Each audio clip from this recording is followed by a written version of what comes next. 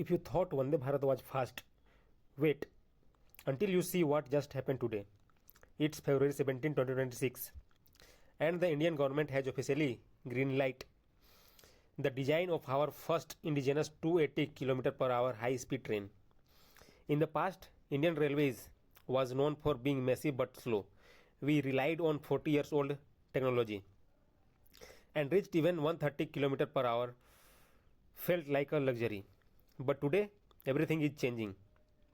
We aren't just buying bullet trains from Japan, we are designing our own 280 platform right here in India. Why is this viral today?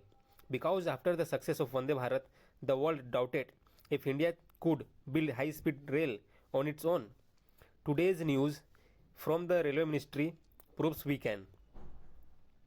This is valuable for your future because this isn't just about one train, it's about a total shift in how we live. Imagine living in Kolkata or living in Ahmedabad and working in Mumbai and being home for dinner.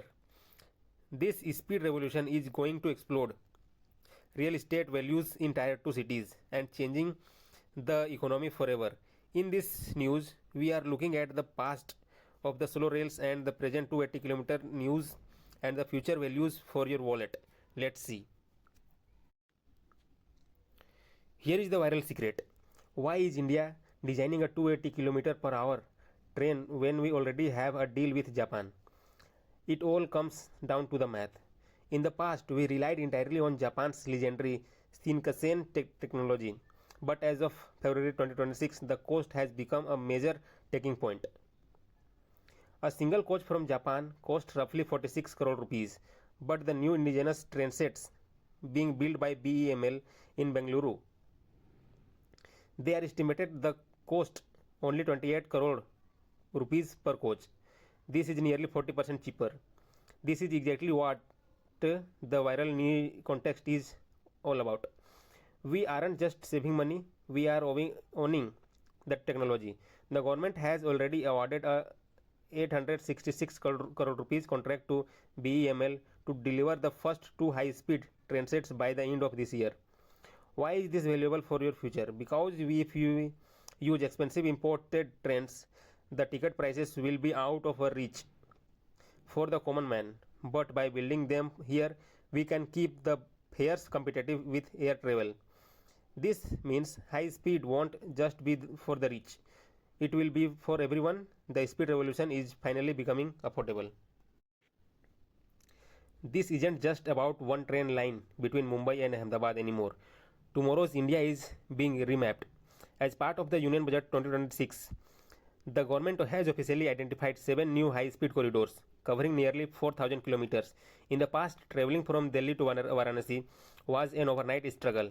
In the future, you will do it in just 3 hours and 50 minutes. Here is the viral context for your wallet. These aren't just tracks, they are growth connectors. Look at the South India triangles.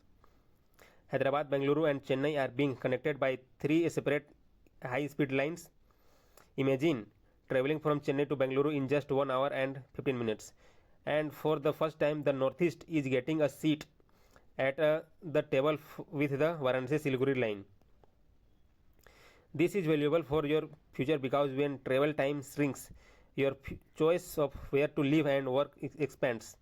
You can live in a peaceful town like Siliguri or Lonavala and still be connected to a massive economies of Kolkata or Mumbai. This is how India is building a super city network. Here is the secret because big investors are already using. In the past, the value of your home and land depended on how many kilometers it was from the city center. But in the 280 km per hour era, distance is dead. Time is the new currency. Budget 2026 has confirmed that these 7 high-speed rail corridors will act as economic magnets. When you can travel from Hyderabad to Bengaluru in just 2 hours, why would a company pay the massive rents of a metro city office? They won't. They will move to the peripheral growth corridors. According to real estate experts, property values in well-connected real areas typically surge by 30 to 50% once these high speed lines become operational. We have already seen this in places like Hyderabad and around the Mumbai-Ahmedabad route. Tier 2 cities like Vapi, Surat and Coimbatore are becoming the new global capability centers. This is valuable for your future. Don't just look for property in the crowded heart of Delhi or Mumbai. Look at the transit oriented developments, TODs, being planned around these 7 corridors. The government is even creating city economic regions with 5,000 crore rupees investments each to turn these stations into 24/7 business hubs. The gold rush isn't in the mines, it along the tracks. Here is the viral context that nobody is talking about. We love flying because it's fast, but our planet is paying the price. In the past, domestic aviation was our only high-speed option, but a single short-haul flight emits nearly 285 grams of CO2 per passenger per kilometer. Compare that the new high-speed electric trains, which emits just 15 to 25 grams. This is a massive 90% reduction in your carbon footprint. Indian Railways has already electrified 99% of its board gauge tracks, and the goal is to become the world's first major net zero railway by 2030. By shifting millions of passengers from planes and cars to these 280 km per hour trains, we aren't just saving our time, we are saving the environment. This is valuable for your future because as global carbon taxes and global green travel become the norm, these trains will be the most affordable and ethical way to travel. We are talking about the modal shift that is equivalent to planet over 120 crore trees. When you ride the Indigenous Bullet Train, you aren't just a passenger, you are the climate hero. Here is the viral twist. You would think airlines would be scared of a 280 km per hour train, right? Wrong. In 2026, the war is turning into a wedding. In the past, Indian Railways and airlines fought over the same traveler, but as of February 17, 2026, we are seeing the first signs of air rail integration.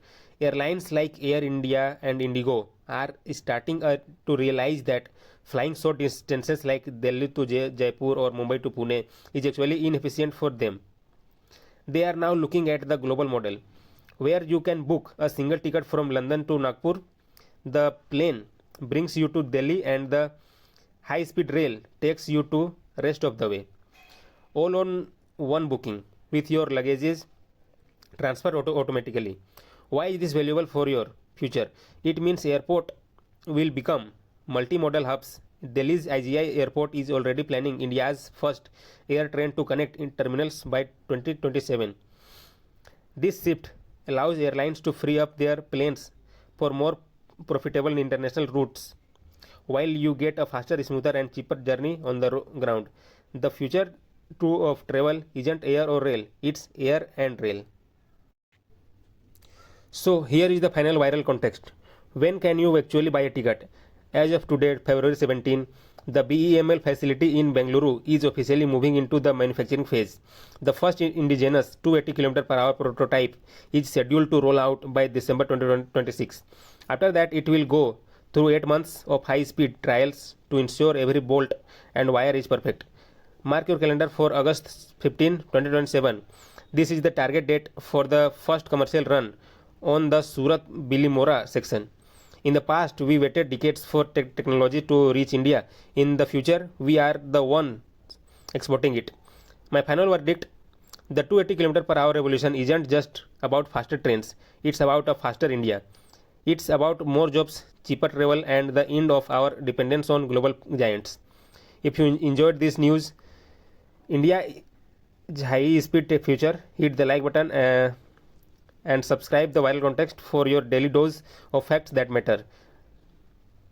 Keep moving fast, and I will see you in the next one. Jai Hind.